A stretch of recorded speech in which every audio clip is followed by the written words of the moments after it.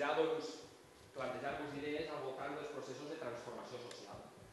Llavors, el que jo faré serà afrontar la part més teòrica, si cal, una mica parlar de quina és la forma de societat en la que vivim, què ens està passant com a societat, en quin moment estem, i a partir d'aquí veure com podem fer front als processos de transformació.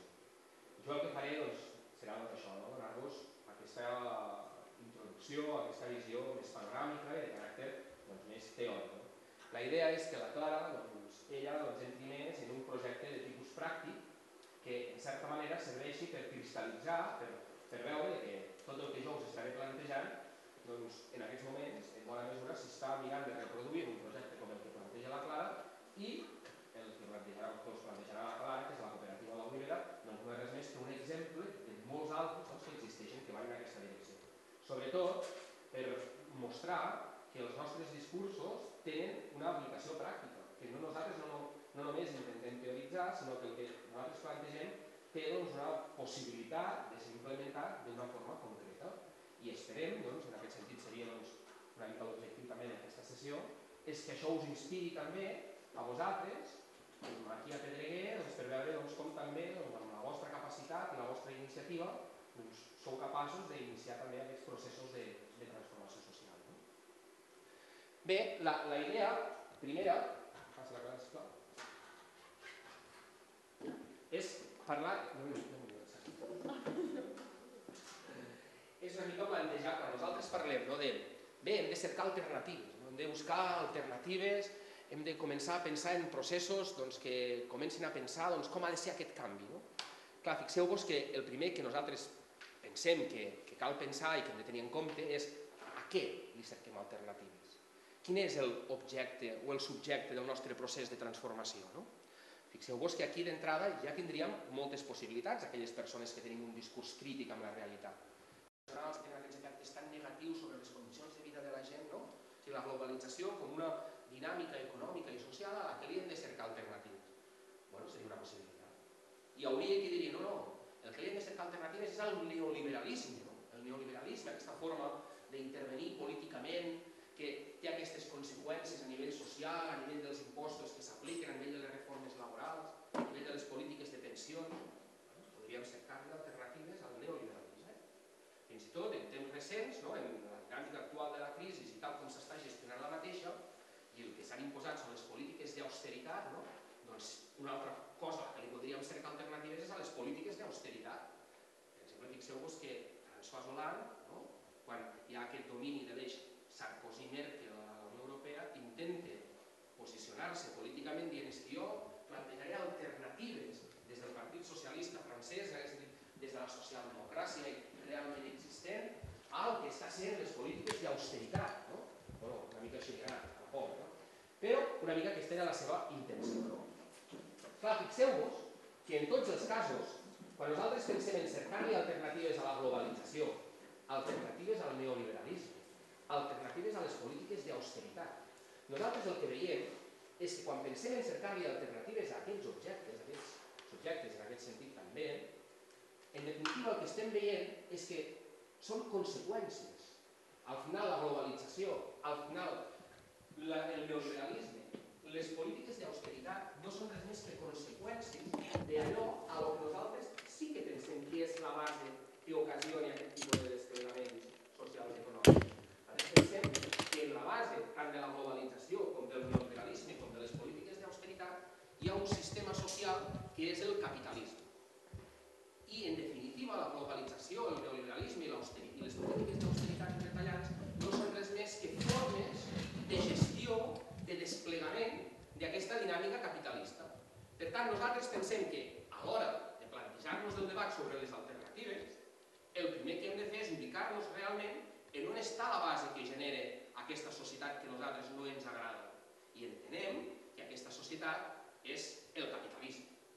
Per què el capitalisme pensem que no és una societat adequada? Bé, diguem-ne, com que hem de compartir la xerrada amb la Clara, no em puc extendre, diguem-ne, molt. El que faré serà donar-nos algunes idees que després, en el torn de debat, si voleu, podem aprofundir.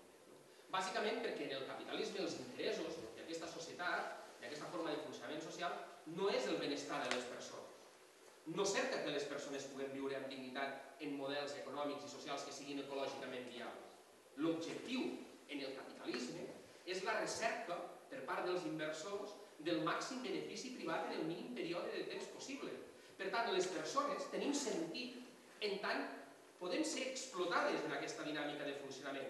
I la producció de béns i serveis té sentit no perquè serveixen per generar o per cobrir les necessitats de les persones, sinó perquè serveixen per generar beneficis. No és tan important fabricar una vacuna perquè cure gent, sinó fabricar aquesta vacuna perquè genere beneficis per a les farmacèutiques. No és tan important produir sistemes d'alimentació que permetin alimentar tothom, sinó que és més important produir menjar per a gossos i gats perquè genera més benefici que alimentar persones. Aquesta és, el que nosaltres creiem, que és la irracionalitat d'una forma de funcionament social que el que cerca és la reproducció del capitalisme com a tal i no la satisfacció de les necessitats humanes, per tant la reproducció de la vida en entorns col·lectius que siguin viables ecològicament. Fixeu-vos que en la dinàmica de desplegament del capitalisme, nosaltres, a partir del 2007, vivim una de les seves conseqüències de funcionament. Quina és? La crisi. De fet, la nostra vida, jo diria la vida de les societats de l'Europa perifèrica, però jo diria de la resta també del que havia sigut aquest capitalisme que havia funcionat d'una forma més o menys correcta des del final de la Segona Guerra Mundial, esdevé absolutament impactat per aquesta dinàmica de crisi, que no és nova. Perquè justament el que nosaltres posem sobre de la taula, i en aquest sentit volem explicar, és que la crisi en el capitalisme és un fenomen consubstancial a la seva dinàmica de funcionament. No és que sigui un fet estrany, al contrari, és lo natural en el funcionament del capitalisme. Per tant, la dinàmica de la crisi nosaltres l'hem d'entendre com un moment més del desplegament d'aquesta lògica de funcionament del capitalisme. Fixeu-vos, per entendre què és el que nosaltres vinculem a la dinàmica de la crisi, fixeu-vos que us he posat una mica aquesta sopa de lletres, que la D significa diners, la M són mercaderies i la D' són els diners finals després que es venguin les mercaderies. Això resumeix una mica compacta tot el que és la dinàmica de funcionament de la inversió del capitalisme. Vosaltres esteu d'acord amb mi en que les inversions en el capitalisme, justament en aquesta lògica que el capitalisme el que li interessa és produir beneficis, es validen no perquè satisfagin les necessitats de les persones, sinó perquè al final del procés d'inversió s'han generat uns beneficis que permeten a l'inversor tornar a invertir i reproduir el procés d'inversió segons la lògica del capitalisme fins a l'infinit. Llavors fixeu-vos que en aquest procés nosaltres partim d'un moment inicial en el que disposem d'uns diners, però els diners en si mateixos no són capital. Els diners són un objecte, com pot ser aquest llibre o aquesta cadira. Fixeu-vos vosaltres que igual teniu, estic segur que tots ho teniu, 1 milió d'euros en una caixa de sabates, allà a la vostra habitació, al cantó d'on teniu els llibres, no? Bé, doncs aquest milió d'euros que està allà en aquesta caixa de sabates en bitllets de 500, diguem que ocupi poc espai, si el tenim allà, aquest milió d'euros, i tornem al cap d'un any, continuarà estant allà, no haurà passat res amb aquests diners. En tot cas, si tenim algun ratolí, igual us l'haurà depreciat una mica, diguem. Però si no, aquest milió d'euros estarà dins de la caixa de sabates. Quan aquests diners comencen a tenir sentit des de la lògica del capitalisme? Quan un dia l'inversor, ja no sé si sereu vosaltres, si no tindreu aquesta voluntat, diguem, l'inversor o la inversora s'aixeca pel dematí, agafa aquell milió d'euros, obre la finestra i diu: mira, hi ha totes aquestes activitats en les que si inverteixo aquests calés guanyaré diners. A partir de que fa aquest plantejament és quan entra en funcionament el que veritablement és el capitalisme. El capitalisme són relacions socials. I aquí, quan l'inversor pensa en projectes d'inversió, és quan es posen en funcionament aquestes relacions socials. Quines? Per exemple, per produir necessitarà mà d'obra, necessitarà treballadors i treballadores. Se'n va al mercat de treball i els diu als treballadors: escolta, vosaltres voleu treballar per un sou? Doncs sí, perquè com estic necessitat de pagar la hipoteca, doncs vinga, treballa per tu. Mira, jo fabricaré sabates. Ostres, doncs me n'he d'anar a comprar la pell per fabricar les sabates. Hòstia, però necessitaré una fàbrica on produir-les, he de construir la fàbrica. Comença a desenvolupar una sèrie de relacions socials que el porten a produir mercaderies. Però ell com produeix les mercaderies, les que siguin, les produeix amb la voluntat de posar-les a la botiga i vendre-les i obtenir-ne diners al final. Per tant, fixeu-vos que necessitem un procés molt fluid que va vagi circulant de forma ràpida i automàtica, generant aquesta mobilitat i que no s'estanqui el procés. I com ho fem? Doncs molts mecanismes, la publicitat, va, consumiu, consumiu. Canvieu-vos la rentadora, canvieu-vos la videoconsola, canvieu-vos el televisor. Ràpid, ràpid, publicitat, aquest és millor que l'altre, què passa encara amb un 2.1 si hi ha el 4.0? Per dir alguna cosa, no? Bé, doncs aquesta és la lògica, no? Clar, quina és la dinàmica de la crisi? La dinàmica de la crisi és quan aquest procés de funcionament que ha de ser tan fluid, tan automàtic, tan ràpid, es paralitza en algun moment. Quan es paralitza? Doncs es pot paralitzar al moment inicial. Fixeu-vos que l'inversor se'n va a invertir i diu jo me'n vaig a invertir, fabricaré pisos. Para, home, on vas a fabricar pisos si està tot col·lapsat de pisos que no es vendran mai? Automòbils, però què dius? Que ja no saben quin plan fer, el Vive, el Pive, el Renove, el no sé quin, per vendre automòbils, ja no ho saben. Per tant, no fabriquis això. Bueno, saps què? Para, no inverteix. Quan no inverteix, perquè no hi ha processos que li donin la rentabilitat que ell espera pels diners, doncs què passa? Totes aquestes relacions socials que es desencadenen, ja no es desencadenen, ja no es lloguen els treballadors, ja no es compren les matèries primeres, ja no es fabriquen els productes. Per tant, aquesta dinàmica queda parada. Per tant, aquí nosaltres visualitzem la crisi, en aquest moment del trànsit del diner a la mercaderia. Quan més la visualitzem? Ja tenim les mercaderies, ja hem fabricat, ja tenim milions de pisos esperant que algú els compri, ja tenim milions d'automòbils esperant que algú els compri, però estan allà i ningú els està comprant. Estan allà esperant fer el salt mortal a convertir-se en diners, però no el fan. Crisi. Tenim els aparadors plens, ningú compra, no hi ha demanda. Un altre moment en el que visualitzem la crisi. Fixeu-vos que aquesta és la idea que us volia transmetre. La idea que quan vosaltres penseu en el capitalisme, sovint pensem en processos estàtics, de grans fàbriques, ciutats, conglomerats urbanístics que estan allà produint fum i no sé què. No. El capitalisme realment és una cosa molt més fluida. Són relacions socials permanents. El capitalisme és una cosa líquida, pràcticament, que ha de permanentment estar circulant, convertint-se de diners a mercaderies perquè aquestes mercaderies es tornin a transformar en diners i de forma permanent, ràpida.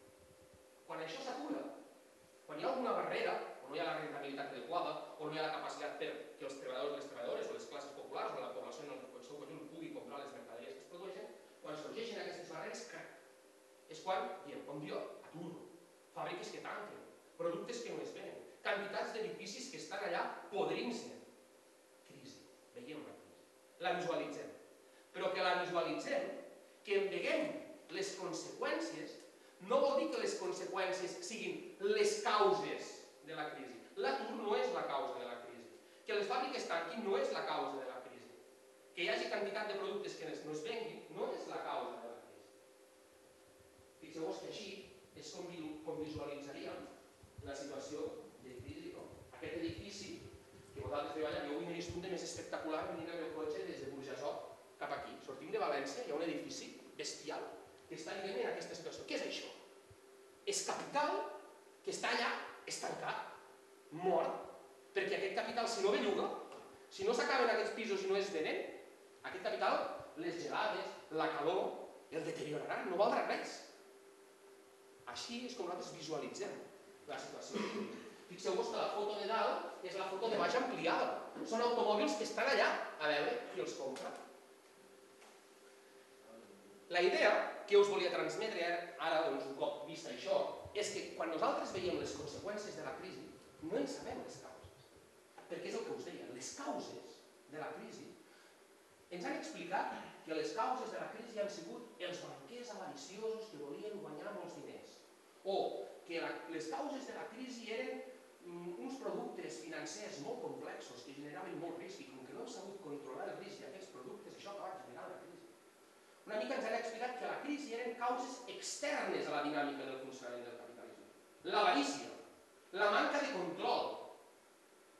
En canvi, el que jo us explicaré és que no és causes externes el que genera les crisis, sinó que és la pròpia dinàmica del capitalisme la que genera les crisis.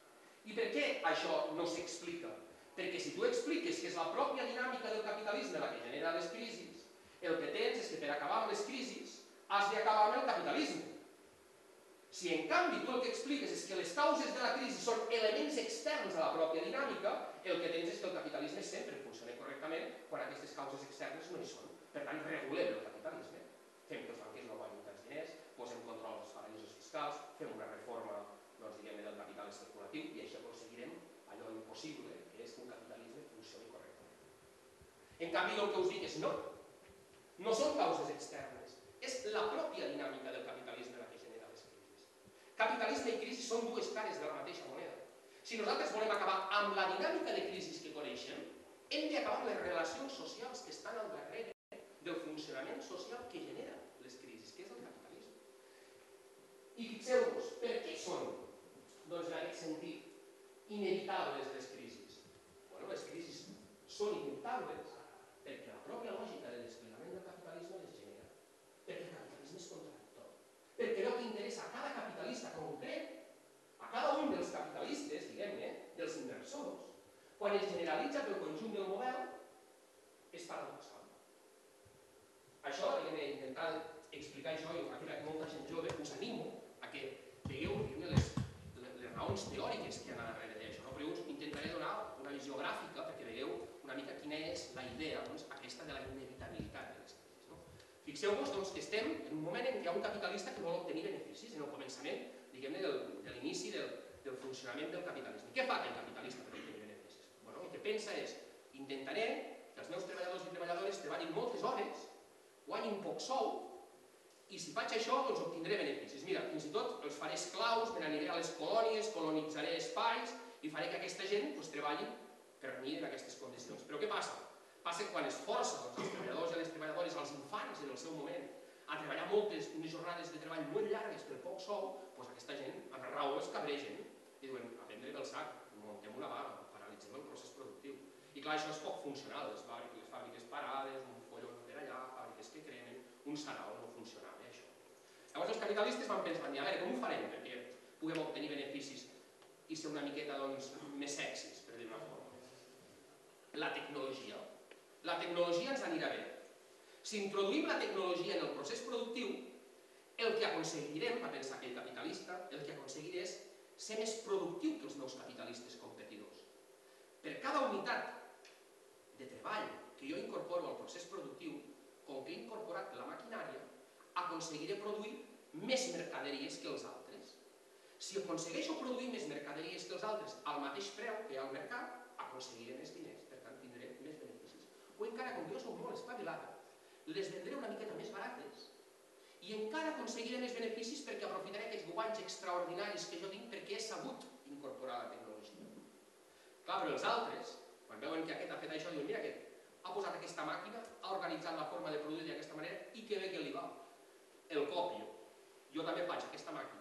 O sigui, en el capitalisme els processos que funcionen tendeixen a copiar-se. Què tenim? El que tenim és un model que de forma progressiva, per la lògica competitiva innata de sobreviure de cada capitalista, d'obtenir més beneficis que el seu competidor, introdueix cada vegada més inversió en tecnologia, de manera que cada vegada s'ha de gastar més diners invertint en tecnologia, per tant haurà de destinar més diners a amortitzar aquesta tecnologia en el procés, però a la vegada expulsa treballadors del procés productiu que ja no li fan falta per continuar produint.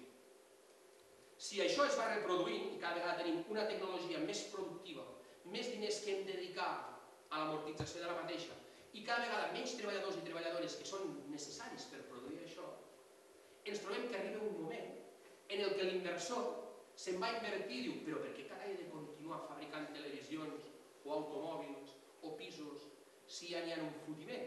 I a més, amb les condicions socials que hem generat, tota aquesta gent no ho pot comprar. Paro d'invertir. Quan arriba a la conclusió de que pari d'invertir, es desencadena tot el procés de crisi que s'ha desencadenat lògicament a partir de la recerca del benefici de cada capitalista. I aquí és on tenim la situació de crisi.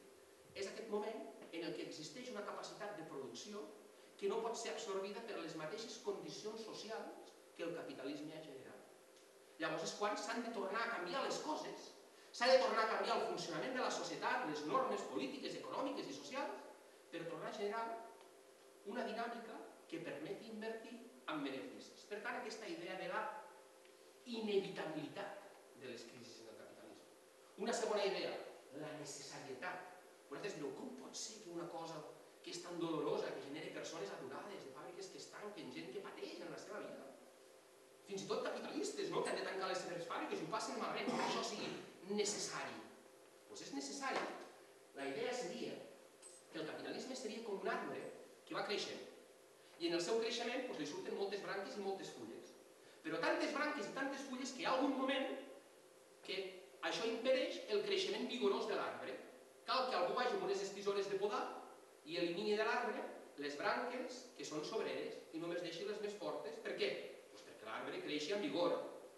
Així és com opera la crisi en el capitalisme, eliminant del funcionament de la societat aquelles activitats que són més ineficients, només deixant aquelles que permeten a l'arbre continuar creixent amb vigor. La història ens demostra que després de cada crisi el capitalisme com a sistema en surt més reforçat, en surt més concentrat, per tant, menys empreses dominen més amplis sectors de l'economia, més centralitzat. I aquesta és una tendència que, no sé, vosaltres mateix analitzeu què està passant en la nostra societat en els darrers anys. Per exemple, penseu en el sector financer. Quantes caixes, quants bancs existien el 2010? Fins i tot les persones més joves això ho podeu veure. Quants en queden ara? Ens podem comptar amb els dits d'una mà. Quins són? Els més tauladors, els més depredadors. Aquesta és la lògica de funcionament. Per tant, fixeu-vos aquesta idea de la inevitabilitat i de la necessarietat de les crisis en el capitalisme. Al final, aquest desplegament del capitalisme, en aquests, podríem dir, 300 anys d'història que porta com a model hegemònic en la societat, ens ha generat una societat ja que en aquests moments podem dir que és una societat que ha fracassat socialment. El capitalisme no genera un model de societat inclusiu. Hi ha milers de milions de persones que no poden aconseguir els seus mínims vitals per sobreviure amb dignitat. Ho hem vist aquesta setmana, que era la setmana que les Nacions Unides declaraven de la infància, heu pogut sentir tot el reguitzell d'estadístiques que ens demostren la irracionalitat social d'aquest model. Fixeu-vos, per altra banda, que el capitalisme és inviable ecològicament. No ho diem els més radicals de la societat, això ho diuen els científics que diuen ell. És que si no som capaços d'aturar les dinàmiques que ocasionen l'escalfament global, ens estem carregant ja el planeta. Per tant, canviem-ho ja, però quina dificultat parar la màquina aquesta, no? I la tercera característica és que en el capitalisme la democràcia cada vegada hi té menys lloc. Els mercats no toleren la democràcia. Les decisions rellevants de la nostra societat no es poden prendre des de la ciutadania perquè no sabem el que convé. Ho han de prendre els tècnics. Fixeu-vos com en el nostre cas la majoria de les decisions rellevants a nivell econòmic, a nivell pressupostari, a nivell de política monetària, ja se'ns han usurpat. Ja no les prenem la ciutadania, les prenen grups de tècnics, en el cas de la política monetària del Banc Central Europeu, en el cas de la política fiscal i en aquest sentit polítiques pressupostàries, tot el que representen les mesures que s'han pres amb això que s'ha anomenat el pacte de l'euro, que fiscalitza i controla totes les mesures que es pensen aplicar en els països perquè compleixin els criteris de dèficit i de deute que han de satisfer per continuar en el que seria l'Europa de l'euro. Per tant, nosaltres podem afirmar el que deia Soros. Sabeu qui és George Soros? George Soros és un filàntrop. Què és un filàntrop? Sabeu què vol dir això dels filàntrops? Els filàntrops són aquells que es dediquen a fer el que volen, guanyen molts diners i després alguns d'aquests diners els gasten construint escoles i tot això. El George Soros és un dels que gestionen d'aquests importants fons voltors. I ell es coneix perquè amb aquests diners que guanyen matxacant societats, una part els dedica a fundacions per intentar ajudar les persones pobres i tot això. El filàntrop, ell ja deia el 1996, imagineu-vos, que les societats no són les que voten. El que voten són els mercats, perquè els mercats voten cada dia. I són els mercats els que tenen sentit d'estat i decideixen aquelles coses que els estats han de complir.